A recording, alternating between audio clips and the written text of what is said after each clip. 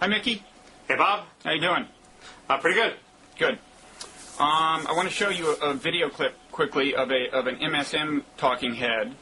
Now, recall that last time we talked, which was the night before Thanksgiving, I argued that the Dick Cheney AEI speech reflected a new phase in the Iraq debate, where increasingly both sides of the withdrawal issue were arguing in terms of damage control, basically. In other words, even hawks weren't saying we need to leave the troops in so that we can spread democracy around the Middle East, although they may claim that. But increasingly the way they're talking is, look, pulling them out would make things even worse than they are.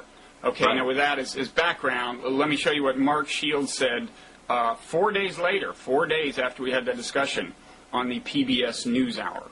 There's no question this debate has changed. I mean, I haven't heard anybody talk about the beacon of democracy affecting the entire Middle East. Now it's a question of, can we get out of there and not leave chaos in our wake? Okay, so Mickey, one question I had is, do you think maybe we should use as a motto, Blogging Heads TV, tomorrow's Mark Shields, today? Yeah, no, it's like where as Maine goes, so goes Vermont. As Wright goes, so goes Mark Shields. Kind of like that. I think it's like the oil spot strategy. Your theories will spread, but there are people who claim that the democracy meme is still alive. Jim Hoagland had a pretty good column in the Washington Post either today or yesterday, where he quoted an Egyptian democracy activist saying that Bush has shaken up the status quo and has given an opening for democratic forces, and it's happening in Egypt.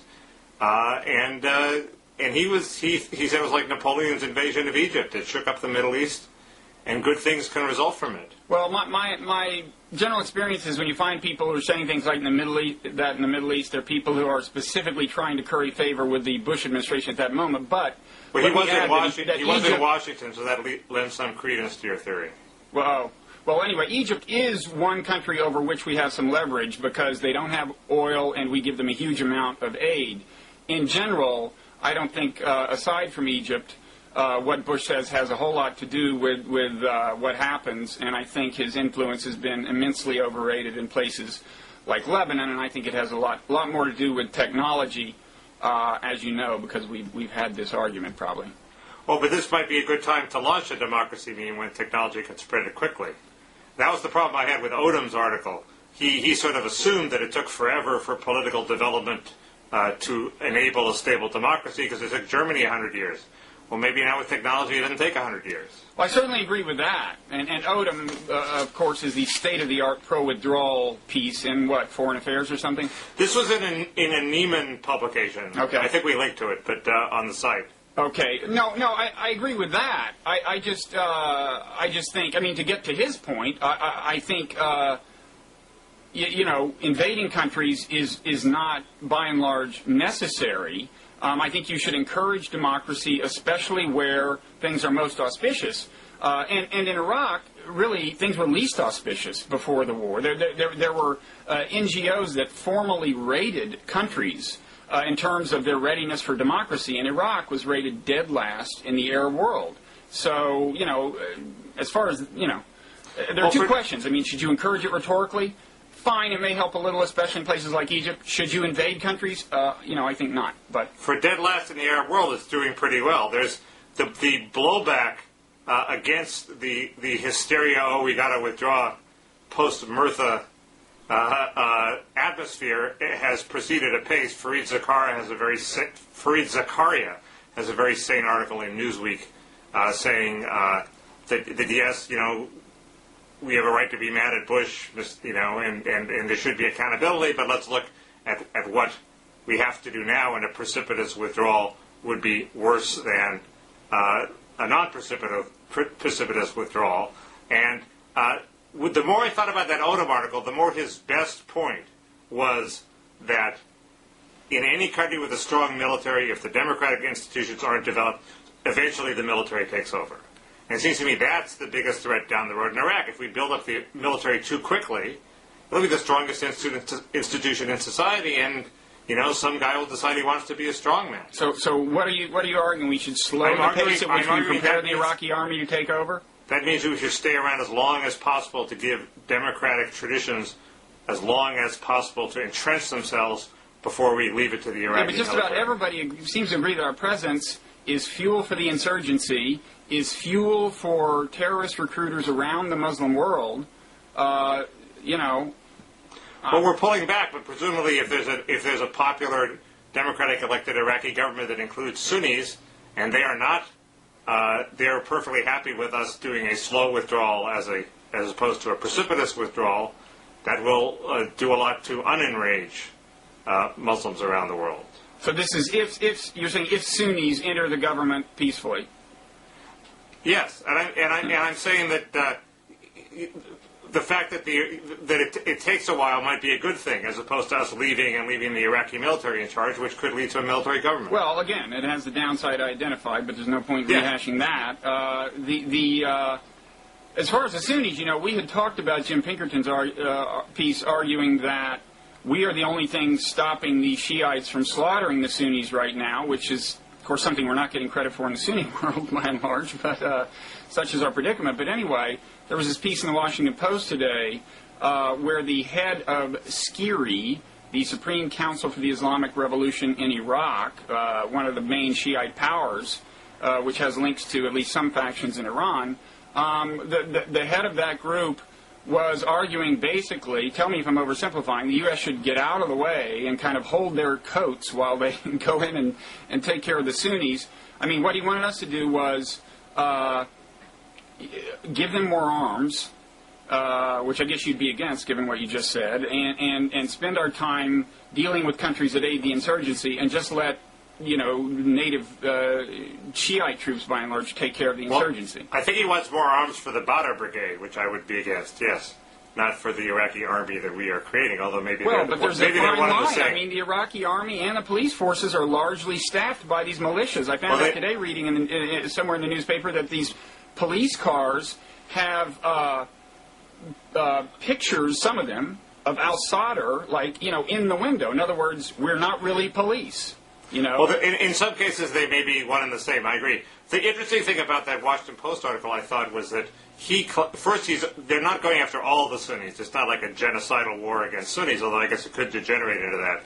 They're going after. They want to, kill a bunch of insurgents and intimidate the Sunni leaders into joining the government. And he claimed that was working. That's the interesting thing. He claimed that Sunnis are rejoining the government not because they've been invited in and bribed in, but because they've been scared to death, and in part scared to death by these Muslim death squads. And that would be unfortunate if that was the only thing that worked, but I wouldn't rule out. And I mean, this is always the argument of people who favor using arms. The people who got us into this war said, "Don't worry, we'll just scare the Muslims out of terrorism." That doesn't seem to have worked that way. But well, I discount what this guy says, but his interesting claim was that if we, by killing insurgents, the responsible Sunni leaders then join the government. I don't know if that's true or not.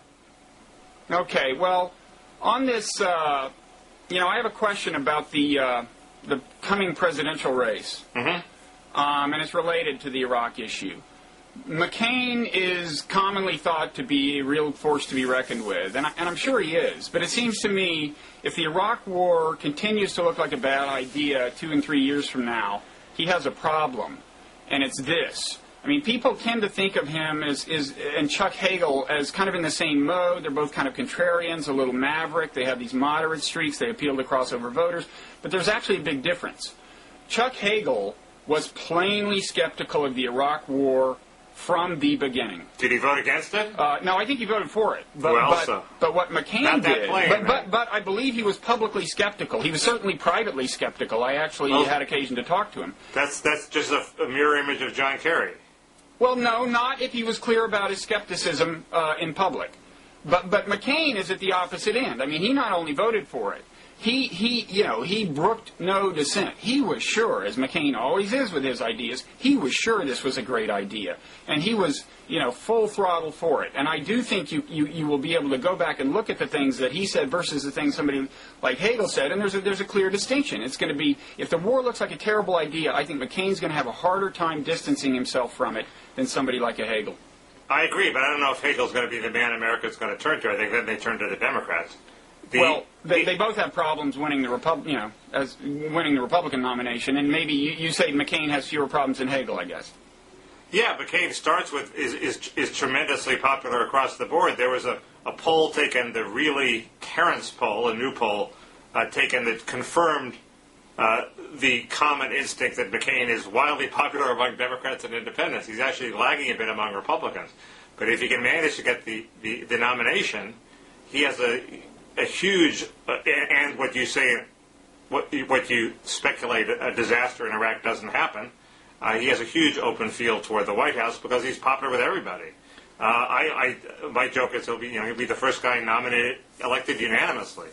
Well, I would definitely favor Hagel's foreign policy instincts over McCain's, and in fact, I could live with a Hagel as president. And offhand, I can't think of another Republican I'd say that about. What do you think about the Democratic side? There's a huge void in the Democratic side, and there's a desperate hunger for some credible presidential candidate who didn't support the war. For a new face? Sorry? For a new face? Not necessarily a new face. In fact, Bob, it's pretty clear who is going to come in to fill that void. At least the people in Los Angeles think that, and he's this guy, Al Gore. You may be familiar with him. You may have forgotten what he looks like, but no, it's all pretty clear. And that's a disaster because I think he's sort of a loser too. You think he's a loser? I do. Do you agree with me that he definitely would have won if he had run last time, as Jimmy Carter was urging? Which was what? Which was when Kerry lost. Oh, almost anybody could have beaten Bush at that. It took a John Kerry to lose that election. Completely timid, soundbite testing, inauthentic person. That's true, although Kerry did well in the debates, and I don't think the ground was as pro-Kerry as we thought at the time. Oh, he outdebated George Bush? Gosh. He must be smart. Well, Gore managed to lose 2 or 3 of 3. So. Well, he just, they gave him too much testosterone or something before one of them. But Kerry was a weak candidate. But now it looks like Bush was a sure loser. But back then, the ground wasn't that negative toward him. I think Gore could well win this time around. A lot depends on Iraq. You think Hillary has a better chance? Yes. But I think Hillary's chances are less than 50% now because she's saddled with this war vote and this straddle she's trying to pull where Bill attacks the war and she supports it. I mean, if that was ever a strategy, it's not a strategy that'll work. So who's the great hope for the party? I don't know. I mean, I was at a dinner party the other night with a bunch of liberals and we were trying to think who it would be, and the best I could come up with was General Zinni, who's a credible military guy, very blunt, former Middle East envoy, ardent opponent of the war, managed a large chunk of the first Gulf War. He's obviously competent. What about General Shinseki, if we're going to talk generals? No, well, I know nothing about Shinseki. Political candidate. He's got the Iraq credentials after being the one person who said we needed more troops, not to win the war, as most people saying that said, but for the post-war occupation. Well, he's the one guy who was right. Zinni drew up the occupation plan that allegedly Bush threw in the trash can. So yeah, with the help of Don Rumsfeld, I'm sure. He has some credibility, and he's very good on TV. He's a blunt-spoken McCain-like figure. I still say Gore's not a terrible candidate. Okay. High praise. Now, one issue that any of them will face is immigration, a kind of a hobby horse of yours.